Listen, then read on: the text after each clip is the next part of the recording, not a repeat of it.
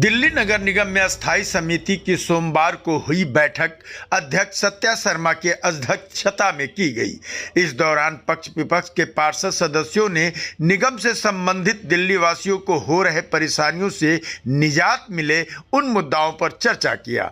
इस मौके पर निगम के आला अधिकारी सहित समिति के सदस्यगण मौजूद रहे। बैठक के उपरांत समिति के अध्यक्ष सत्या शर्मा ने कहा कि बजट 2026-27 में घोषित योजनाओं पर तुरंत और समयबद्ध अमल होगा। उन्होंने अधिकारियों को निर्देश दिए हैं कि जिन कार्यों के लिए टेंडर आवश्यक नहीं, उन्हें प्राथमिकता से शुरू किया जाए। सत्या शर्मा ने बताया कि सफाई व्यवस्था, प्रदूषण नियंत्रण, पार्कों के रख रखाव, सार्वजनिक शौचालयों की स्थिति और आवारा पशुओं की समस्या के लिए अस्थायी समाधान पर ठोस कदम उठाए जाएंगे। उन्होंने जोर देकर कहा कि जनहित के कार्यों में किसी भी प्रकार की लापरवाही बर्दाश्त नहीं की जाएगी और नागरिक सुविधाओं पर सुधार सर्वोच्च प्राथमिकता रहेगी। देखिए, दिल्ली नगर निगम ने अभी इस बार जो बजट पेश किया है वो बहुत ही महत्वपूर्ण है, क्योंकि आज से पहले जब भी कभी वो कमिश्नर के थ्रू बजट आ रहा था, पिछले 2.5 वर्षों से ऐसा चल रहा था, ये प्रैक्टिस थी।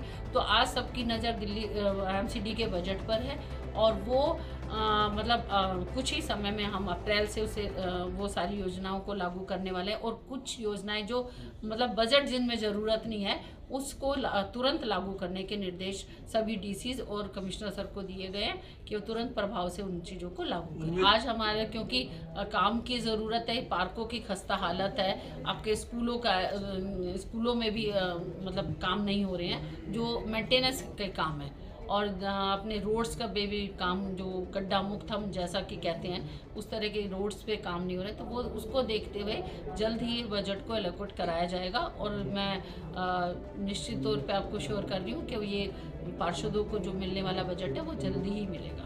हमने सभी पॉइंट्स बनाए थे जिन पर गायें अधिक संख्या में खड़ी होती हैं, तो सभी डीसी को मैंने एक लेटर लिखकर बताया है कि वो डीसी अपने एरिया के पॉइंट्स को चिन्हित करें।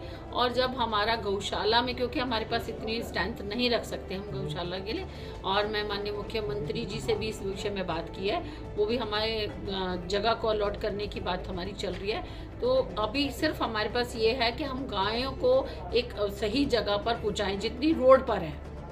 और दूसरी चीज़, जो लोगों ने बाहर, जिन लोगों ने छोड़ा है उनका चालान हो, ताकि वो अपनी गायों को बाहर ना बेचें और एक्सीडेंट ना हो।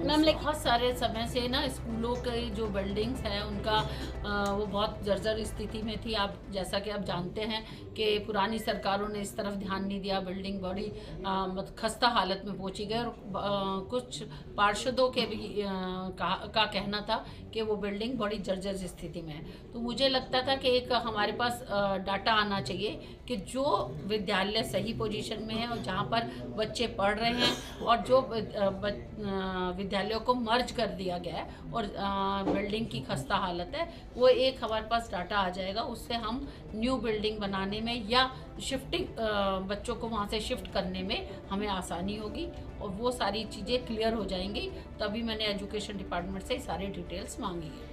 इंक्रोचमेंट की तो पूरी दिल्ली में समस्या आप लोगों को मालूम ही है कि सब जगह समस्या है, और जहाँ पर लोग पटरियों का भी यूज़ आज इंक्रोचमेंट के लिए कर रहे हैं, चाहे वहाँ पर स्कूटर रिपेयर वाला हो या बाकी रेडी पटरी वाले वो लोग लगा रखे होते हैं जो सब्जी फल बेच रहे होते हैं। तो एंक्रोचमेंट की जो समस्या है उसको मैंने सभी डीसी से एक तो वो चिन्हित करें किस जगह ज़्यादा एंक्रोचमेंट लोगों ने किया हुआ है, और वहाँ पर एक हमारा मानना है कि डिपार्टमेंट को वो रेड शाम के समय करनी चाहिए। जो सुबह वो रेड करते हैं उस समय कम लोग आते हैं वहाँ पर रेडी लगाने के लिए, उन लोगों को शाम को एक रेड करनी चाहिए जिससे अधिक से अधिक लोगों को वहाँ से हटाया जा सके।